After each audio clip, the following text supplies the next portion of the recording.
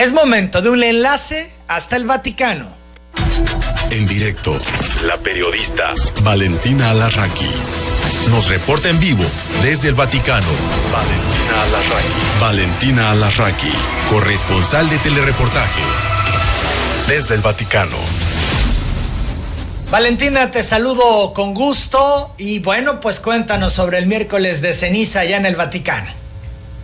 Bueno, esta mañana, Emanuel, el Papa Francisco celebró la tradicional audiencia general. Ya hablaremos del contenido de su catequesis, pero la parte importante de este día, miércoles de ceniza, es obviamente la procesión penitencial que tendrá lugar dentro de aproximadamente 2 horas y cuarto, en la colina del Aventino de Roma, una de las 7 colinas de Roma, una de las más bonitas, por cierto, donde se encuentran la Basílica de San Anselmo y la de Santa Sabina. Entonces, el Papa empieza desde San Anselmo con la procesión, se dirige hacia la Basílica de Santa Sabina y es ahí donde se celebra el miércoles de ceniza con la imposición de las cenizas.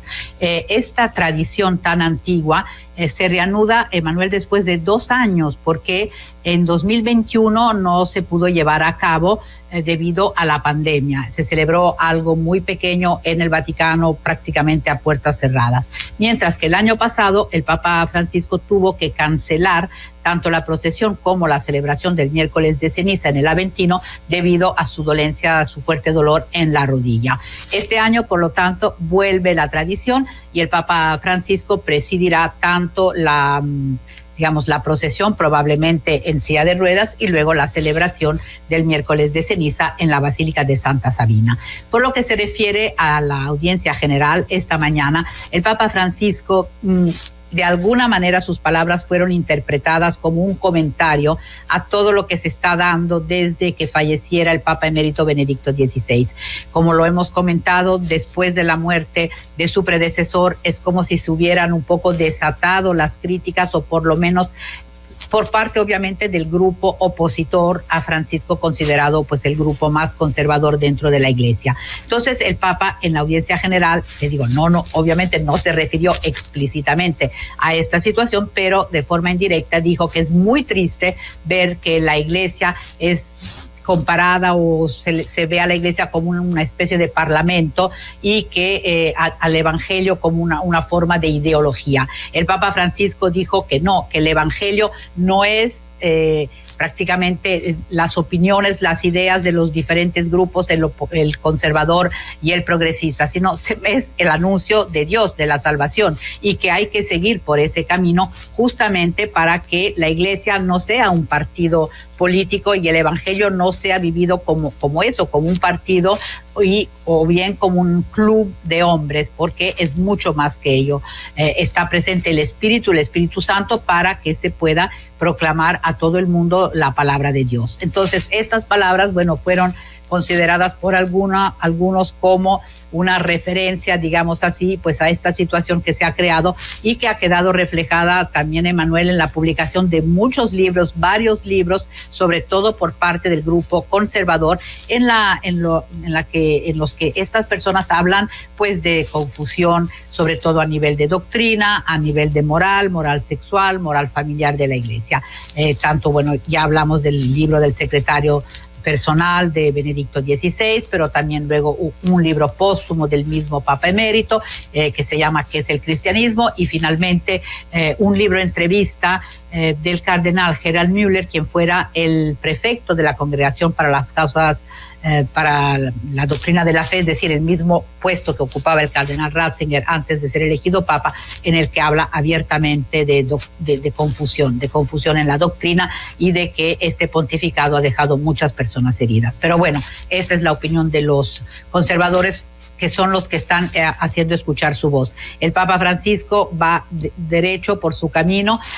Incluso ayer se anunció por parte del Vaticano una nueva restricción al uso de la misa en latín, que ya el secretario personal del Papa emérito había dicho que le había causado mucho dolor a Benedicto XVI, en el sentido de que prácticamente, tanto por lo que se refiere a las parroquias donde se puede llevar a cabo este rito, como el hecho de que los sacerdotes que puedan oficiar esa misa, todo tendrá que ser autorizado por un dicasterio del Vaticano, que es el que está dedicado al culto divino y a los sacramentos. Así que es una restricción más. El Papa Francisco pues va de frente, va derecho, sin tomar en cuenta obviamente pues la reacción que seguramente habrá por parte de los grupos conservadores. Pero en la audiencia general de hoy obviamente no podía faltar un llamado por lo que se refiere a Ucrania, porque Francisco recordó que el 24, dentro de 2 días, pues se cumple ya 1 año de la que calificara de guerra absurda y muy dolorosa.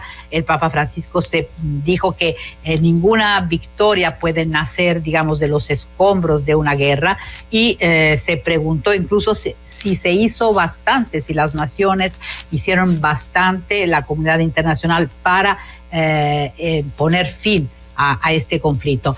Y obviamente dirigió un llamado a todas las partes en causa para que lleguen pronto a una negociación que desemboque finalmente en la paz.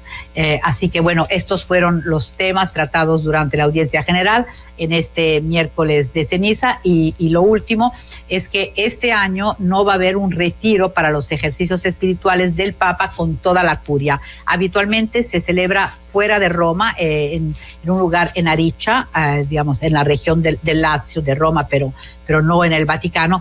Y este año el Papa Francisco dijo que él va a hacer la próxima semana, desde el domingo, los retiros espirituales por su cuenta, y le aconsejó a los miembros de la curia, a los responsables de todos los dicasterios y a los que ahí trabajan, pues que ellos hagan también sus propios ejercicios espirituales, que aprovechen esa semana para rezar y purificarse, pero cada quien en su casa, como diríamos, que también ha sido interpretado como pues un malestar del Papa estar en contacto con esta curia que pues cada día más se lo critica o se opone a sus reformas.